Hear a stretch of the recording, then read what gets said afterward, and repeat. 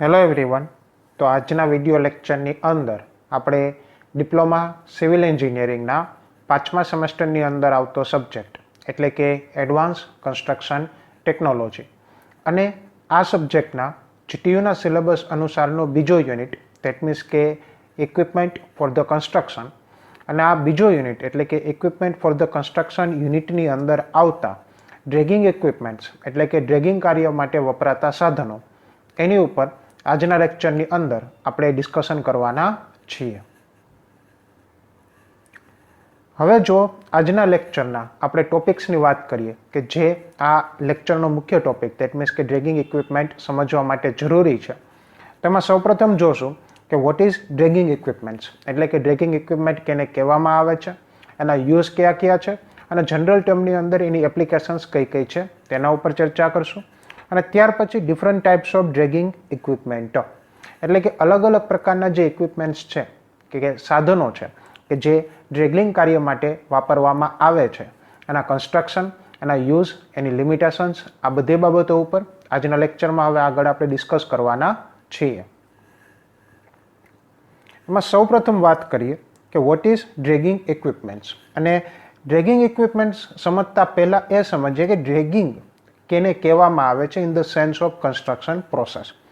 તો ડ્રેગિંગ એટલે શું થાય છે કે જ્યારે પણ કોઈ વોટર બોડી છે અથવા તો કોઈ પણ પ્રકારની વોટર બોડી સમજીએ કે કોઈ હાર્બર છે, કોઈ પોર્ટ છે અથવા તો કોઈ નદી છે કે કોઈ આર્ટિફિશિયલ વોટરવે છે, એની તળિયેથી કોઈ પણ પ્રકારનું મટીરિયલ ખેંચવું હોય, એસ્કેવેટ કરવું હોય, દેટ મીન્સ કે એના તળિયેથી કોઈ પણ પ્રકારનું મટીરિયલ કાઢવું છે, એ પછી એ મટીરિયલનો ઉપયોગ કન્સ્ટ્રક્શન માટે કરવાનો હોય અથવા તો કોઈ વોટરવે છે તો એની અંદર મોટા શિપ્સ અથવા તો મોટા કાર્ગો શિપ્સના વહન માટે, એના પાસ થવા દેવા માટે જેની ઊંડાઈ છે એમાં વધારો કરવાનો હોય અથવા તો એનું જે તળિયું છે એની અંદર રહેલા ફોર્જિન પાર્ટિકલ્સ છે અથવા તો બાકીની જે ખરાબ વસ્તુઓ છે એ કાઢીને સાફ કરવી હોય, તો આ બધી પ્રોસેસને શું કહેવામાં આવે છે? ડ્રેગિંગ કહેવામાં આવે છે.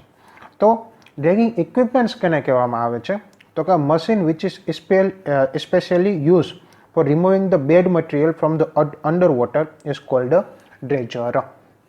દેટ મીન્સ કે ડ્રેગિંગ માટે વપરાતા જે ઇક્વિપમેન્ટ્સ છે એને શું કહેવામાં આવે છે?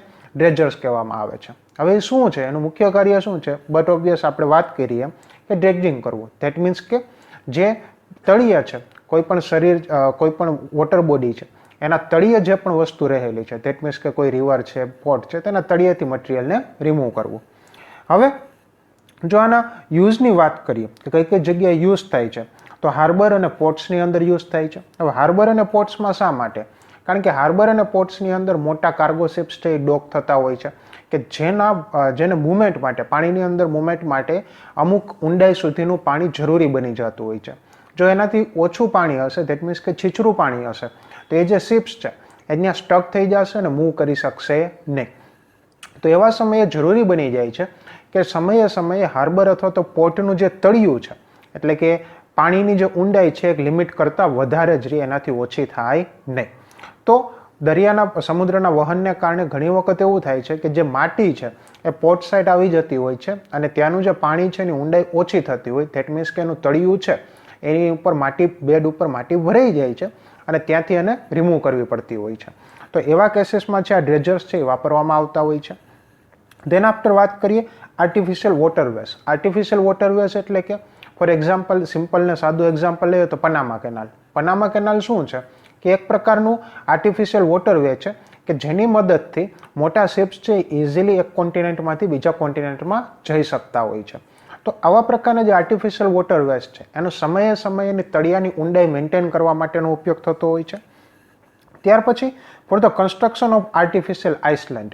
આપણે એક બહુ ફેમસ એક્ઝામ્પલ છે કે દુબઈની અંદર પાલ્મ આઇલેન્ડ્સ છે કે જેનો એક પ્રકારના શું છે આર્ટિફિશિયલ આઇલેન્ડ બનાવેલા છે.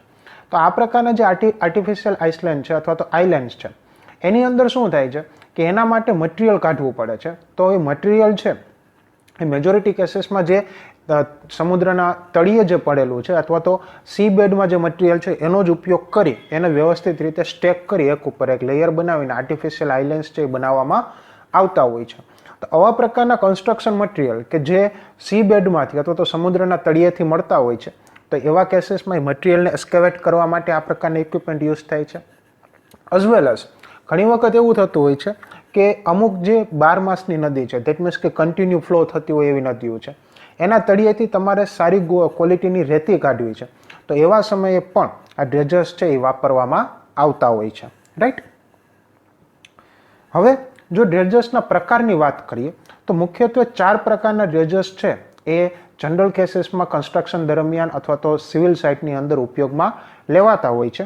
એમાં પહેલું છે બકેટ એન્ડ લેડર ટાઇપ ડ્રેજર્સ, ત્યાર પછી આવશે બીજું ડીપર ડ્રેજર્સ, ત્યાર પછી આવશે ત્રીજું ગ્રેપ ડ્રેજર્સ અને ત્યાર પછી ચોથું હાઇડ્રોલિક ડ્રેજર્સ. હવે વારા આ 4 ડ્રેજર્સના કન્સ્ટ્રક્શન, એના વર્કિંગ અને એના એડવાન્ટેજીસ અને ડિસએડવાન્ટેજીસ ઉપર આપણે વાત કરશું આ જ લેક્ચરની અંદર આગળ. આમાં સૌથી પહેલું જોઈએ બકેટ એન્ડ લેડર ડ્રેજર્સ. હવે અહીંયા તમે ફિગરમાં જોવો એ રીતે એનું એક સિમ્પલ કન્સ્ટ્રક્શન આપેલું છે કે જેની અંદર શું હોય છે, એક વેસલ હોય છે કે જે આખું જે આ એસેમ્બલી છે, બકેટ અને લેડર ડ્રેજરની જે આખી એસેમ્બલી છે એને સપોર્ટ આપવાનું, એને પાણીની સરફેસ ઉપર ફ્લોટ કરાવવા માટે અને સ્ટ્રક્ચરલ સપોર્ટ આપતું હોય છે. ધેન આફ્ટર હોય છે બકેટ. બકેટ કેની ઉપર જોડેલા હોય છે, એક લેડરની મદદથી એન્ડલેસ ચેન ઉપર જોડેલા હોય છે. રાઈટ. તો આ જે તમને ફિગરમાં દેખાય છે એ રીતે હોય છે. હવે it consist of endless chain of bucket, એટલે કે એક લાંબી ચેન છે. એન્ડલેસ ધેટ મીન્સ કે એના બંને છેડા એકબીજા સાથે જોડેલા છે, એટલે કે ચેન છે એ કયા ફોર્મમાં ફરતી હશે, લૂપના ફોર્મમાં ફરતી હશે. અને એની ઉપર શું લગાડેલા હશે, બકેટ લગાડેલા હશે.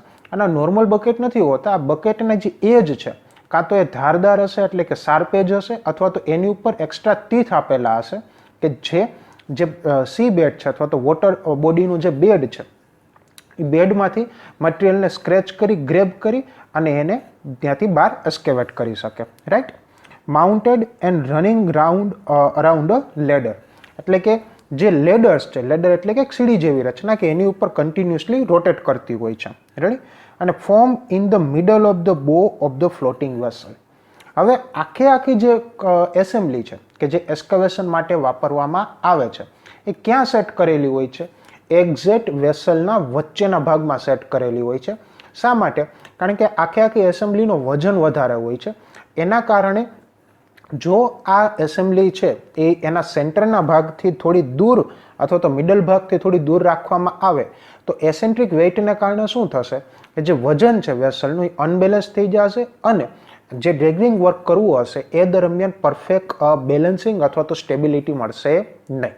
તે ઉપરાંત આ પ્રકારની જે વેસલ હોય છે એનું વચ્ચેનો ભાગ, મિડલના ભાગમાં વચ્ચે થોડી જગ્યા હોય છે, ઓપન સ્પેસ હોય છે, જેને કારણે જે લેડર છે એ ડ્યુરિંગ અ ડ્રેડલિંગ વર્ક અથવા તો વર્કિંગ ઓપરેશન દરમિયાન એ નીચે જઈ શકે, ધેટ મીન્સ કે સી બેડ અથવા તો વોટર બેડ સુધી જઈ શકે અને ત્યાર પછી જ્યારે વર્કિંગ નથી કરવાનું, જ્યારે એને કિનારા તરફ જવું છે ત્યારે ઉપર આવી શકે. Right. The ladder can be lowered or raised by the line. આપણે આગળ વાત કરીએ એમ કે એના માટે કાં તો વાયર્સનો ઉપયોગ કરેલો હોય છે અથવા તો હાઇડ્રોલિક્સની મદદથી એને રાઇઝ અથવા તો લોવર કરવામાં આવતો હોય છે. The bucket are provided with a pronged cutting edge. તો આપણે આગળ વાત કરીએ કે જે બકેટ છે એમાં ધારદાર એજ આપેલી હશે અથવા તો અમુક કેસીસની અંદર શું આપેલા હશે, ટીથ આપેલા હશે કે જે એસ્કેવેટ કરવા માટે વાપરવામાં આવતા હોય છે. રાઈટ. હવે અહીંયા તમને જે ફોટો દેખાય છે એ એક નોર્મલ બકેટ લેડર જે ડ્રેજર્સ છે એનો ફોટો છે. આ એક સિમ્પલ કન્સ્ટ્રક્શન છે.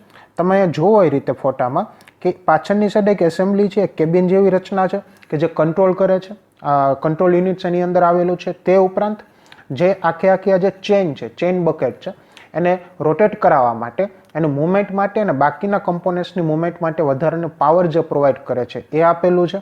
ધેન આફ્ટર તમે સામેની સાઈડ જોશો તો એક ક્રેન જેવી રચના છે કે જે લેડરને રાઇઝ અથવા તો લોવર કરવા માટે વાપરવામાં આવતી હોય છે. Right. The chain of buckets is operated by a big wheel. એટલે એક મોટું વ્હીલ હોય છે કે જ્યાં કાં તો ઇલેક્ટ્રિકલી પાવર્ડ હોય છે અથવા તો કોઈ મિકેનિકલ એન્જિનની મદદથી એને પાવર આપવામાં આવતો હોય છે. રાઈટ. હવે ત્યાર પછી વાત કરીએ કે the dug material is brought up as the chain move round and can be dumped in the hopper of the dredger itself. That means કે થશે શું કે આ જે ચેન છે એ કન્ટિન્યુઅસલી મોશનમાં હશે એટલે થશે શું કે એ ચેન છે એનું એક બકેટ પહેલાં નીચેની સાઈડ જશે, ત્યાર પછી જે બેડ એરિયા છે એનું જે મટીરિયલ છે એને સ્ક્રેચ કરશે. સ્ક્રેચ કરશે એટલે કે જે મટીરિયલ છે, લૂઝ મટીરિયલ અથવા તો ગ્રેવલ અથવા તો કાંકરા જે છે એ બકેટની અંદર ભરાઈ જશે અને ત્યાર પછી બકેટ રિટર્ન આવશે. જેવું બકેટ રિટર્ન આવશે એવા સમયે બકેટના ઉપરના ભાગ ઉપર એટલે કે જે આ લેડર છે એના ઉપરના ભાગ ઉપર એક હોપરની રચના હશે. આ હોપર શું કાર્ય કરશે કે જેટલું પણ બકેટ મટીરિયલ લઈ આવે છે એ બકેટ એ મટીરિયલને હોપરની અંદર નાખી દે છે અને ત્યાર પછી એ હોપર છે એ હોપર એ મટીરિયલને કાં તો જે આ વેસલ છે, વેસલનો કોઈ સ્ટોરેજ એરિયા રાખેલો હોય તો એની અંદર સ્ટોર કરશે અથવા તો અહીંયા તમે જે ફિગરમાં જોવો એ રીતે ચ્યુટ અથવા તો કન્વેયરનો ઉપયોગ કરીને, બેલ્ટ કન્વેયર છે અથવા તો બકેટ કન્વેયર્સ છે એનો ઉપયોગ કરીને અને ડાયરેક્ટ કિનારા સુધી અથવા તો કિનારાની બાજુમાં એક સ્ટેક અથવા તો ટ્રાન્સપોર્ટ કરી શકશે. Right. This dredger is suitable for soft ground, sand અને ગ્રેવલ હાર્ડ ક્લે. એટલે કે લગભગ આ બધા પ્રકારના જે મટીરિયલ્સ છે એને ડ્રેચ કરવા માટે સુટેબલ છે. એમાં જો સોફ્ટ ગ્રાઉન્ડ હોય ધેટ મીન્સ કે એની સોઇલ કેવી હોય, પોચી હોય, ચીકણી હોય. ત્યાર પછી જો રેતી કાઢવી છે, આપણે વાત કરીએ એમ કે નદીના તળિયેથી રેતી બહાર કાઢવી હોય તો એવા કેસીસમાં પણ ઉપયોગ થઈ શકે છે. અને ત્યાર પછી ગ્રેવલ હાર્ડ ક્લે એટલે કે એવી ક્લે, એવી માટી કે જેની અંદર કાંકરા છે એ વ્યવસ્થિત રીતે મિક્સ થઈ ગયા હોય અને હાર્ડ ફોર્મમાં હોય તો પણ એ ઇઝીલી એસ્કેવેટ અથવા તો બહાર કાઢી શકશે. એનું કારણ શું છે? કારણ કે બકેટની જે એજ છે એ ધારદાર એટલે કે શાર્પ એજ હશે અથવા તો એના એન્ડ પોઈન્ટ ઉપર ટીથ આપેલા હશે કે જે આ ડ્રેગલિંગ કરવાનું કાર્ય કરશે. They are used where depth is not large. હવે આનો એક એડવાન્ટેજીસના ફોર્મમાં જોઈએ તો એ લગભગ બધા પ્રકારના મટીરિયલ્સ છે એને બહાર કાઢી શકશે, પણ એની સામે જો વાત કરીએ તો એને બીજો એક લિમિટેશનના પોઈન્ટ ઓફ વ્યૂથી વાત કરીએ તો શું થશે કે એની જે ડેપ્થ છે, વર્કિંગ ડેપ્થ છે કે મેક્સિમમ કેટલી ડેપ્થ સુધી એ વર્ક કરી શકશે અથવા તો જે મટીરિયલ છે, બેડ મટીરિયલ છે એને ડ્રેગ કરી શકશે તો એ જે ડેપ્થ છે એ ઓછી હોય છે કમ્પેર ટુ અધર ડ્રેજર્સ. એટલા માટે લોઅર ડેપ્થના ડ્રેજર્સમાં આ વધારે યુઝ થાય છે, પણ એની સાથે સાથે આની જે વર્ક કરવાની જે કેપેસિટી અથવા તો જે સ્પીડ છે એ બીજા ડ્રેજર્સની કમ્પેરમાં થોડી વધારે હોય છે. રાઈટ. ત્યાર પછી વાત કરીએ એના એડવાન્ટેજીસ. તો કે આના અલગ એડવાન્ટેજીસની વાત કરીએ તો એમાં પહેલું શું છે?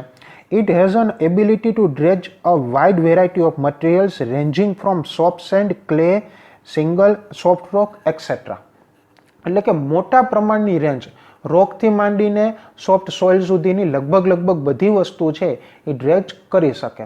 હા, પણ એની સામે જો તળિયે એટલે કે બેડ ઉપર મોટા પથ્થર છે, મોટી સાઇઝના પથ્થર છે તો એવા કેસીસમાં આ બકેટ એન્ડ લેડર ડ્રેજર છે એ ઉપયોગમાં આવી શકતું નથી. અને જો એનો ઉપયોગ કરવો હોય તો પહેલાં કોઈ પણ બીજા ઇક્વિપમેન્ટ અથવા તો બીજી મેથડથી જે તળિયે રહેલા પથ્થર છે એટલે કે બેડ રોક છે એને નાની સાઇઝના ભાગમાં અથવા તો નાની સાઇઝના સ્ટોનની અંદર એને કન્વર્ટ કરવા પડે અને ત્યાર પછી તમે આ ડ્રેજરનો ઉપયોગ કરીને ડ્રેગલિંગ કરી શકતા હો છો.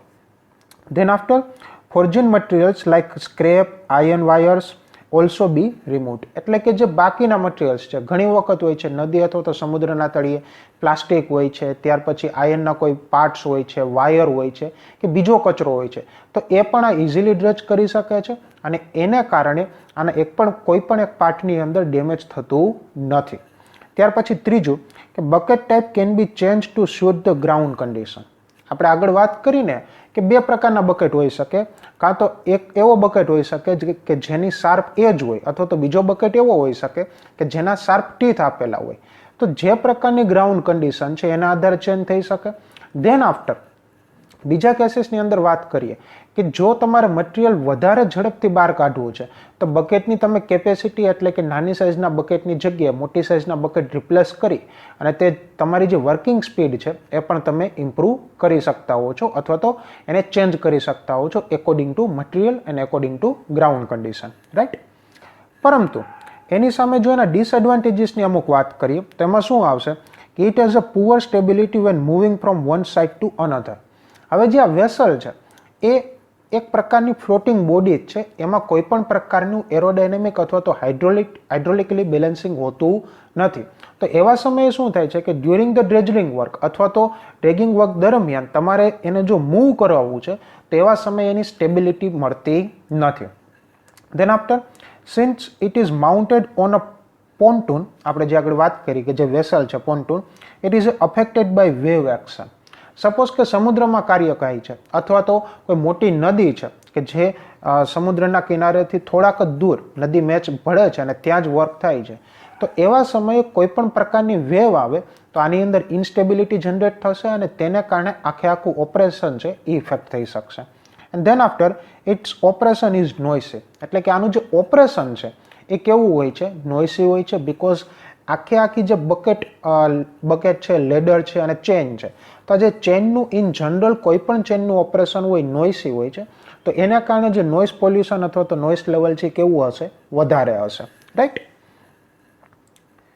ત્યાર પછી વાત કરીએ ડીપર ડ્રેજર. હવે ડીપર ડ્રેજર શું છે, તો કાંઈ તમે ફિગરમાં જુઓ એ રીતે આ પણ એક પ્રકારના પોન્ટૂન ઉપર લગાડેલું હોય છે, પણ એની અંદર જો રચના કરીએ તો એ બકેટની મદદથી મટીરિયલને રિમૂવ અથવા તો બહાર કાઢતું હોય છે. અને બકેટ છે એ ડીપર સ્લીક, પછી ત્યાર પછી આવશે કેબલ અને બૂમની મદદથી શું થતું હોય છે, મૂવ થતું હોય છે. તો કે it consist of floating vessel strongly constructed for carrying incline frame. એટલે કે આ એક પ્રકારના પોન્ટૂન અથવા તો ફ્લોટિંગ વેસલ ઉપર કન્સ્ટ્રક્ટ કરેલું હશે, પણ આ વેસલની ખાસિયત શું હશે કે પહેલી વસ્તુ કે એની મજબૂતાઈ વધારે હશે અને સાથે સાથે બીજી ખાસિયત એ છે કે આ ઇન્ક્લાઇન ફ્રેમ, એટલે કે કોઈ ફ્રેમ છે એ ઝૂકી શકે અમુક લેવલ સુધી એવી રીતે ડિઝાઇન કરેલી હશે કે જેને કારણે જો વજનની એસેન્ટ્રિસિટી થાય, એટલે કે વજન અનબેલેન્સ થાય તો પણ આ વેસલ છે એને કાઉન્ટર ટેક કરી શકતું હોય છે. હવે જો એના મેઇન પાર્ટની વાત કરીએ તો પહેલું આવશે રિવોલ્વિંગ બૂમ, કે જે લગભગ 180 ડિગ્રી સુધી રોટેટ અથવા તો રિવોલ્વ થઈ શકતું હોય છે. ત્યાર પછી ડીપર સ્ટ્રીક હોય છે કે જે મુખ્ય કમ્પોનન્ટ છે બકેટને પકડી શકે એવું, અને ત્યાર પછી હોઇસ્ટ કેબલ હોય છે, રાઈટ. આ dipper strict run through the middle of the બૂમ, એટલે કે જે બૂમ છે એ બૂમના એક્ઝેક્ટ સેન્ટરમાંથી ડીપર સ્ટ્રીક છે એ રન થઈ શકતી હોય છે. ડીપર સ્ટ્રીક છે એ બે રીતે રન થતી હોય છે અથવા તો મૂવ થતી હોય છે. એની એક્સેસને પેરેલલ આગળ કે પાછળ, અને જે બૂમનો જે પોઈન્ટ છે એ પીવોટ પોઈન્ટના રેફરન્સમાં ઉપર અથવા તો નીચે, રાઈટ. હવે એમાં આગળ વાત કરીએ આપણે તો હવે તમે જે ફિગરમાં જુઓ છો, જે ફોટો જુઓ છો, એક રેગ્યુલર ડ્રેજરનો ફોટો છે. આની અંદર જે ડીપર સ્ટ્રીક છે એ રેક એન્ડ પિનિયનની મદદથી આગળ અથવા તો પાછળની સાઈડ મૂવ થઈ શકતી હોય છે, જ્યારે ઉપર કે નીચે મૂવ કરવા માટે હોઇસ્ટ કેબલ્સનો ઉપયોગ કરેલો હોય છે, રાઈટ. હવે થશે શું કે dipper bucket is attached at the end of the dipper stick. તો અહીં તમે જે ફિગરમાં જુઓ એ રીતે કે જે ડીપર સ્ટ્રીક છે એના છેડાના ભાગ ઉપર ડીપર બકેટ લોડ કરેલું હશે, અને એ પણ હોઇસ્ટ કેબલની સાથે કંટ્રોલ કેબલ જે લગાડેલા છે એની મદદથી ખોલવાનું અને બંધ કરવાનું કાર્ય એ કેબલનું અથવા તો બકેટનું થતું હશે. Then after the bucket move up or down with the help of હોઇસ્ટ cable. આપણે વાત કરીએ કે હોઇસ્ટ કેબલની મદદથી જે બકેટ છે કાં તો ઉપરની દિશામાં અથવા તો નીચેની દિશામાં મૂવ કરી શકતું હશે. Then after the boom is capable of swing through an angle about 180 degree. એટલે જે બૂમ છે, બૂમ નીચે કાં તો હાઇડ્રોલિકલી મોશન હશે અથવા તો ઇલેક્ટ્રિક મોટર્સનો ઉપયોગ કરીને એની જે મોમેન્ટ છે લગભગ 180 ડિગ્રી સુધી એની મોમેન્ટ છે એને તમે રોટેટ કરાવી શકતા હો છો. હા, સપોઝ કે તમારે 360 ડિગ્રી સુધીનું રોટેશન જોઈએ છે, તો જે વેસલ છે, વેસલની અંદર વધારાના ઇમ્પેલર્સ અટેચ કરી અને એને તમે સેન્ટ્રલ એક્સિસની મદદથી આખું જે ઇક્વિપમેન્ટ છે, આખી જે એસેમ્બલી છે એને તમે 360 ડિગ્રી રોટેટ કરાવી શકતા હો છો. પણ મેજોરિટી કેસીસમાં આ પ્રકારની જે એસેમ્બલી છે એ અડોપ્ટ કરવામાં આવતી નથી. એનું કારણ છે કે આ પ્રકારની એસેમ્બલીને કારણે જે ઓવરઓલ કોસ્ટ છે ઇક્વિપમેન્ટનો એ વધી જતો હોય છે અને એની સામે જે બેનિફિટ મળવા જોઈએ એ એટલા મળતા નથી. હવે ત્યાર પછી જો આની મેક્સિમમ ડેપ્થની વાત કરીએ કે મેક્સિમમ કેટલી ઊંડાઈથી આ મટીરિયલને રિમૂવ કરી શકે, તો લગભગ 15થી માંડીને 20 મીટરની ઊંડાઈ સુધીથી આ જે મટીરિયલ છે એને બહાર કાઢી શકતું હોય છે. ત્યાર પછી આવે એની ડમ્પિંગ રેન્જ. ડમ્પિંગ રેન્જ કેના ઉપર ડિપેન્ડ કરે છે? જે સ્ટીક છે, ડીપર સ્ટીક, એની મોમેન્ટ ઉપર અને સાથે સાથે બૂમના એંગલ ઉપર.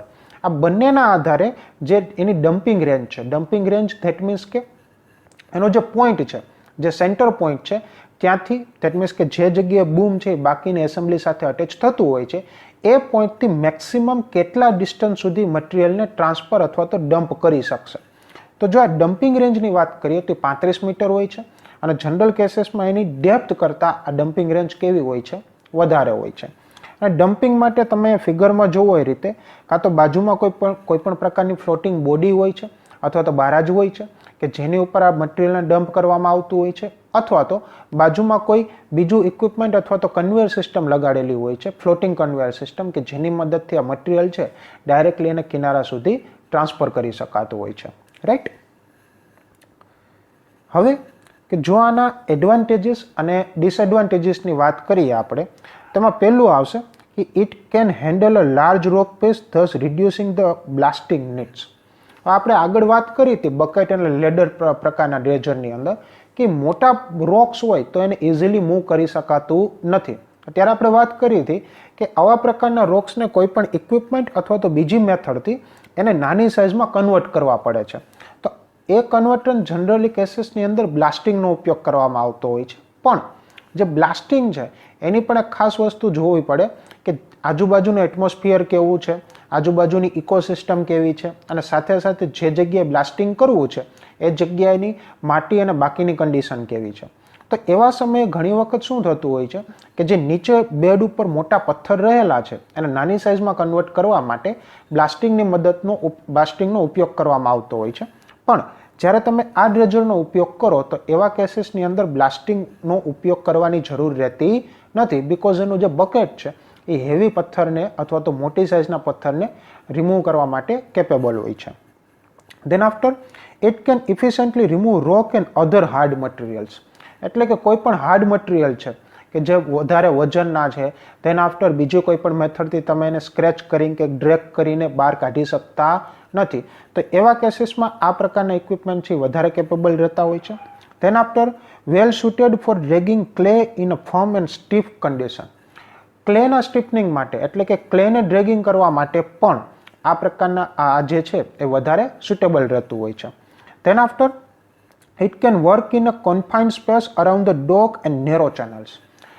એવી જગ્યા કે જ્યાં સ્પેસ વધારે પ્રમાણમાં અવેલેબલ નથી, ફોર એક્ઝામ્પલ ડોક કહીએ અથવા તો આપણે વાત કરીએ કે આર્ટિફિશિયલ વોટર ચેનલની વાત કરીએ, એમાંથી તમારે મટીરિયલને રિમૂવ કરવું છે તો એવી જગ્યા ઇઝીલી વર્ક કરી શકશે. પણ એની સામે અમુક એના ડિસએડવાન્ટેજીસ છે. એમાં પહેલું શું છે કે એની ડેપ્થ લિમિટેડ છે, એક લિમિટથી વધારે ઊંડાઈ સુધી મટીરિયલને ડ્રેગ કરી શકતા નથી. અને સાથે સાથે આના ઓપરેશન બહુ લાંબુ ચાલે છે, જેના કારણે આઉટપુટ ઓછું છે. શા માટે લાંબુ ચાલે છે? બિકોઝ એને પહેલાં બૂમને નીચે લઈ આવવું પડે છે બૂમ સ્ટિકની મદદથી.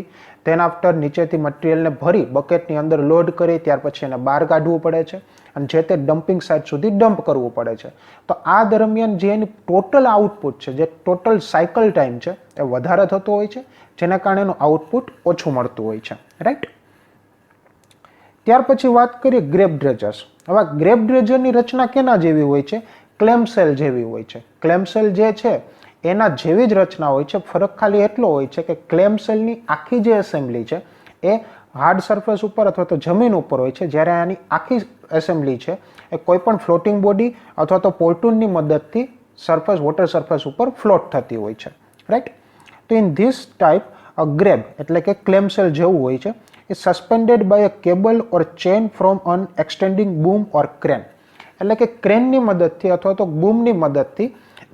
બૂમની દ્વારા ચેન અથવા તો કેબલની મદદથી આ જે ક્લેમસેલ અથવા તો જે ગ્રેબ છે એ લટકતું હોય છે અથવા સસ્પેન્ડેડ હોય છે. Then after the grab can be open or close by suitable mechanism.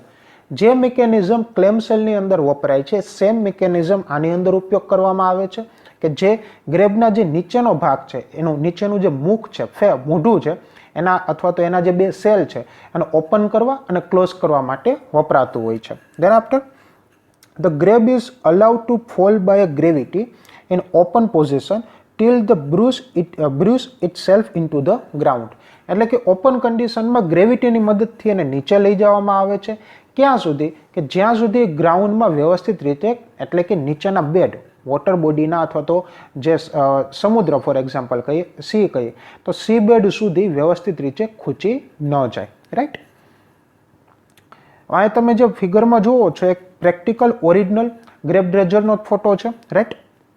Than after શું થશે કે એક વખત જે ગ્રેબ છે એ ગ્રાઉન્ડ ઉપર પુશ થઈ જાય, વ્યવસ્થિત રીતે જામી જાય, ત્યાર પછી the jaws are then closed એટલે કે ક્લોઝ થશે અને pull up and the enclose the mass earth is lifted. એટલે જે જોઝ છે, ક્લેમ સેલની અંદર જે જો હતા, જે ટીથેડ જો હતા, એની જેમ આની અંદર પણ શાર્પ એજ અથવા તો ટીથેડ જો આપેલા હશે કે જે મટીરિયલને ગ્રેબ કરશે, ત્યાર પછી લિફ્ટ કરશે અને જે મટીરિયલ જે એની અંદર જે ભરેલું મટીરિયલ છે એની અંદર વ્યવસ્થિત સેલ થઈ જશે. ત્યાર પછી the grab is then swung to a convenient position and then the material discharged by opening the grab. એટલે કે જે જગ્યાએ ડમ્પિંગ સાઇટ છે ત્યાં સુધી ક્લેમ સેલ છે અથવા તો જે ગ્રેબ છે અને ત્યાં સુધી મૂવ કરાવવામાં આવશે, ત્યાં એનો ખોલવામાં આવશે અને બધું મટીરિયલ ત્યાં ડમ્પ થઈ જશે. હવે જો આના મેક્સિમમ ડેપ્થની વાત કરીએ તો 25 મીટર સુધી આ વર્ક કરી શકતું હોય છે, પણ અમુક કેસીસની અંદર સ્પેશિયલ અટેચમેન્ટનો ઉપયોગ કરીને જેની વર્કિંગ ડેપ્થ છે એમાં તમે વધારો કરી શકતા હોવ છો, રાઈટ. ત્યાર પછી વાત કરીએ એના એડવાન્ટેજીસ અને ડિસએડવાન્ટેજીસની.